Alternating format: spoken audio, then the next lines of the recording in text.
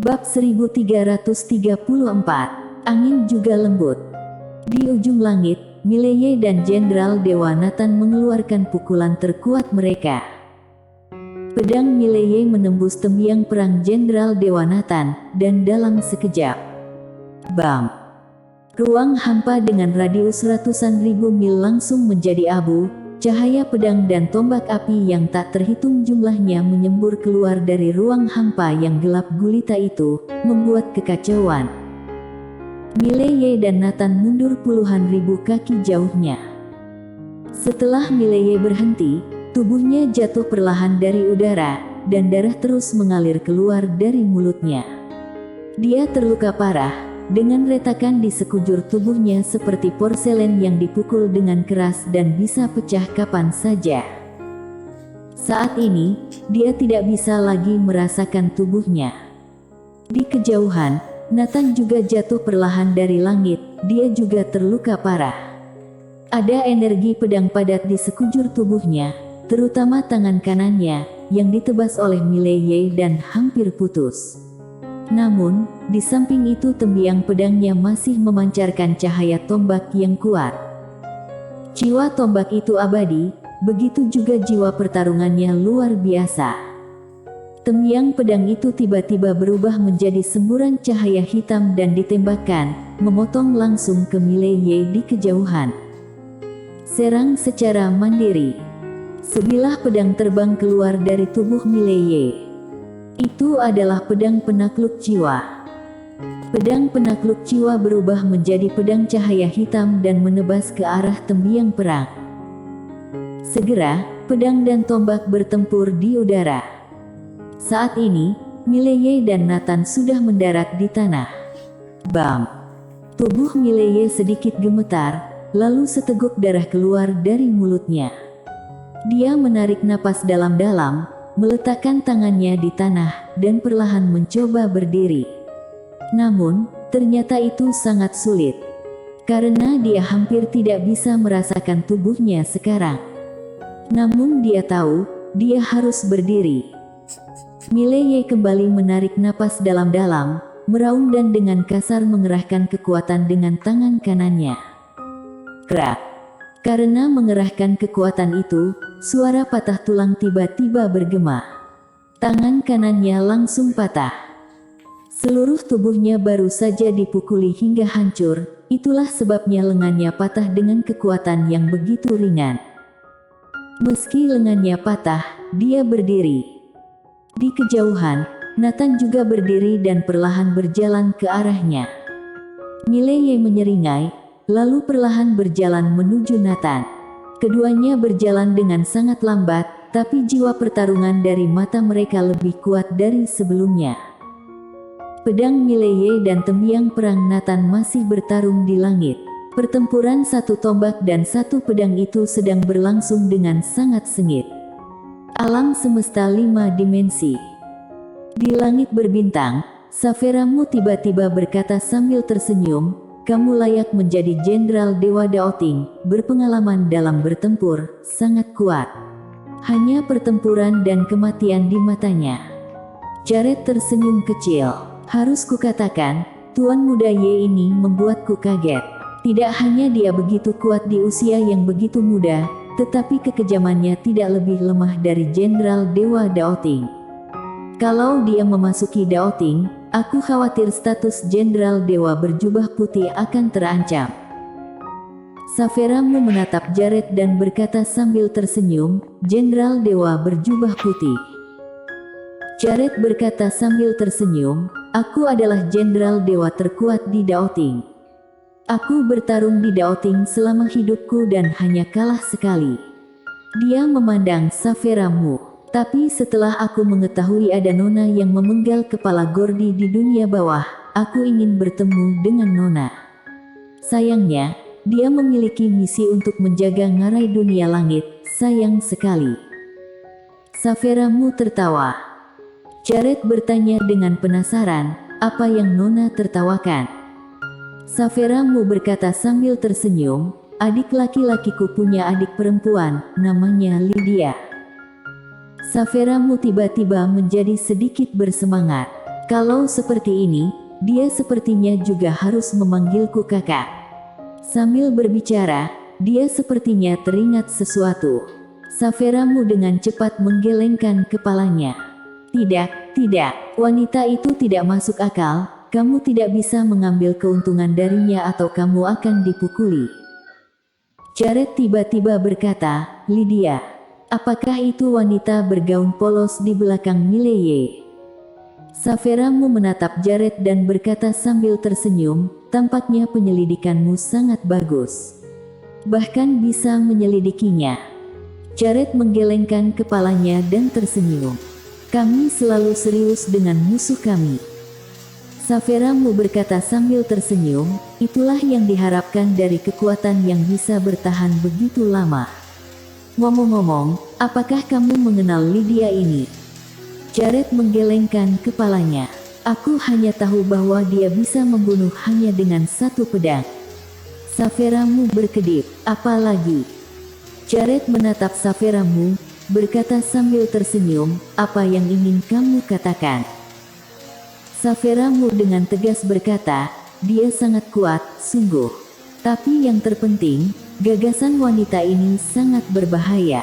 Dia akan menghancurkan alam semesta, itu benar-benar menakutkan. Jared berkata sambil tersenyum, Nona, dia membunuh di dunia bawah ini dengan satu pukulan pedang, itu tidak berarti apa-apa. Saveramu bertanya sedikit penasaran, kenapa kamu mengatakan itu? Jared berkata sambil tersenyum, mungkin bukan karena dia terlalu kuat, tetapi orang-orang di dunia itu terlalu lemah. Saveramu berkedip, lalu tertawa. Sebenarnya, apa yang kamu katakan cukup masuk akal. Jared memandang Saveramu dan tidak berbicara. Saveramu tidak berbicara lagi, dia menoleh untuk melihat Mileye, dan di tempat yang jauh itu, hanya ada jarak 10 kaki antara Mileye dan Jenderal Dewa Nathan. Mileye tidak berbicara, dia mengepalkan tangan kirinya perlahan. Namun, pada saat ini, dia tidak dapat mengerahkan kekuatan apapun dan lawannya, Nathan juga sama. Mileye dan Nathan tiba-tiba bergegas menuju satu sama lain. Keduanya seperti pukulan terakhir sebelum mati. Nathan meninju dada Mileye, dan Mileye juga meninju dada Nathan. Bang-bang. Keduanya terbang beberapa meter dalam sekejap, lalu menghantam tanah dengan keras. Kali ini tubuh mereka berkedut dan darah berceceran. Sakit sekali. Mileye tiba-tiba meraung. Dia berdiri dengan paksa lalu membentangkan telapak tangannya. Sebuah pedang muncul di tangannya. Pedang Ether. Mileye memandang Nathan dan menyeringai. Aku punya 2 pedang. Begitu dia selesai bicara, pedang Ether di tangannya tiba-tiba terbang pergi. Tetapi pedang ini tidak dapat membunuh Nathan, karena jiwa binatang muncul di depan Nathan dan jiwa binatang ini meraung keras, menghalangi pedang Ether dengan paksa. Namun, Mileye memegang pedang lain di tangannya. Roh pedang. Saat melihat roh pedang, wajah Nathan tiba-tiba berubah. Namun sebelum Mileye bisa menyerang Nathan, seorang pria paruh baya tiba-tiba muncul di lokasi. Pria paruh baya itu mengenakan baju besi hitam dan memegang pisau panjang di tangannya. Matanya tertuju pada Mileye. Pada detik berikutnya, dia langsung mengangkat pisaunya dan menunjuk Mileye. Mileye segera bergegas. Di alam semesta 5 dimensi, Saveramu tersenyum tanpa bicara. Tidak jauh darinya, Jared melihat ke kejauhan, entah apa yang sedang dipikirkannya. Tepat ketika pria paruh baya itu bergegas ke depan Mileye, Nathan tiba-tiba berkata, berhenti. Pria paruh baya itu berhenti, dia menatap Nathan.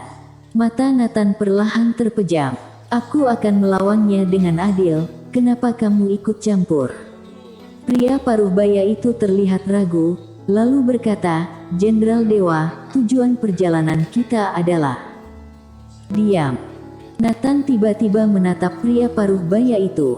Mundur. Pria paruh baya itu tidak berani membantah dan langsung menyingkir. Nathan memandang Mileye. Ada seorang kultivator wanita di tubuhmu. Kenapa kamu tidak membiarkannya keluar saja sekarang? Mileye berkata sambil tersenyum, kamu dan aku sedang bertengkar dengan adil. Apakah kamu ingin orang luar ikut campur? Nathan menatap Mileye dalam-dalam. Ini adalah pertarungan yang adil. Meskipun kamu adalah lawan, kamu masih orang yang jujur. Lain kali kita akan membagi hidup dan mati. Selesai bicara, dia berbalik dan pergi. Pria paruh baya itu ragu sejenak, tapi berhenti berbicara. Di kejauhan, Nathan tiba-tiba berkata, aku akan bertanggung jawab. Pria paruh baya itu menghela napas pelan, lalu berbalik dan mengikuti Nathan. Dia benar-benar bisa merasakan kelemahan Mileye. Bisa dikatakan bahwa membunuh Mileye sekarang akan mudah. Namun, dia tidak berani menolak perintah Nathan. Setelah Nathan pergi, mata Mileye perlahan tertutup. Jenderal Dewa Nathan ini sangat kuat, tidak peduli dalam hal kesadaran tempur. Jika tubuh fisiknya tidak cukup kuat, dia pasti tidak akan bisa mengalahkan lawan. Karena lawan memiliki keterampilan tinju dan tombak, dan jika pedang penakluk jiwa tidak cukup kuat, itu tidak akan berhasil, karena tembiang perang di tangan Nathan setidaknya setingkat alam kebenaran Taoisme. Pertarungan tadi bukan hanya antara dia dan Nathan, tapi juga antara pedang penakluk jiwa dan pedang panjang itu.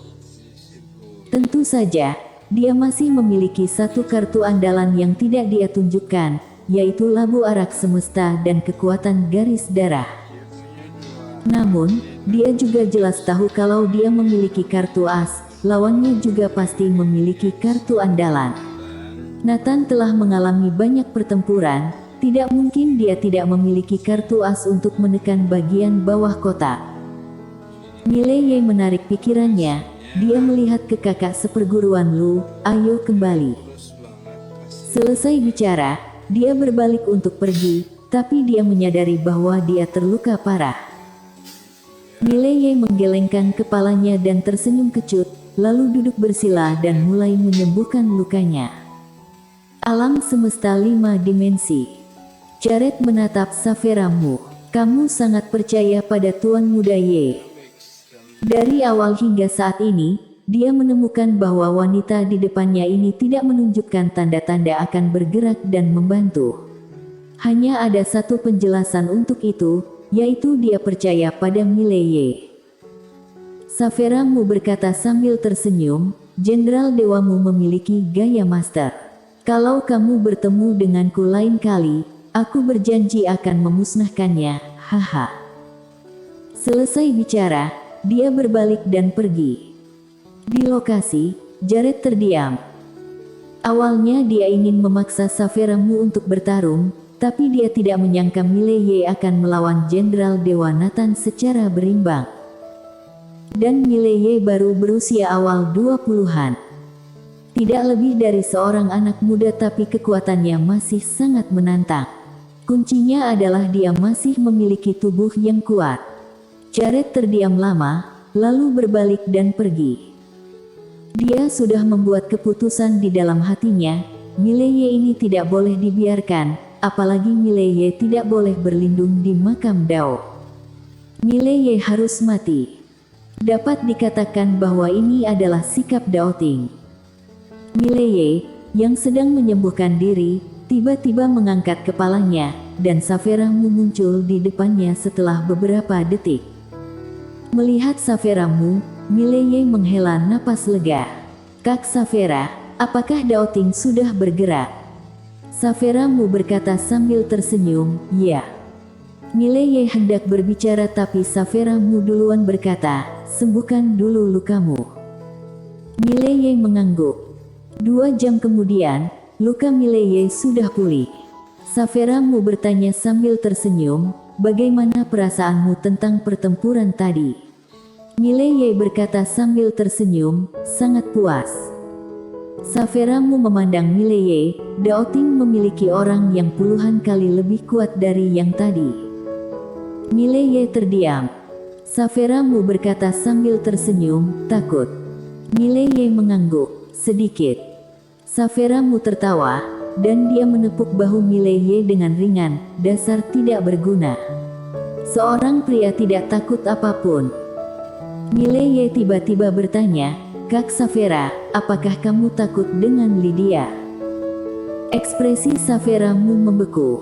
Sesaat kemudian, dia melihat ke langit. Sinar bulan sangat bagus malam ini. Anginnya juga lembut, tanganku juga sedikit gatal.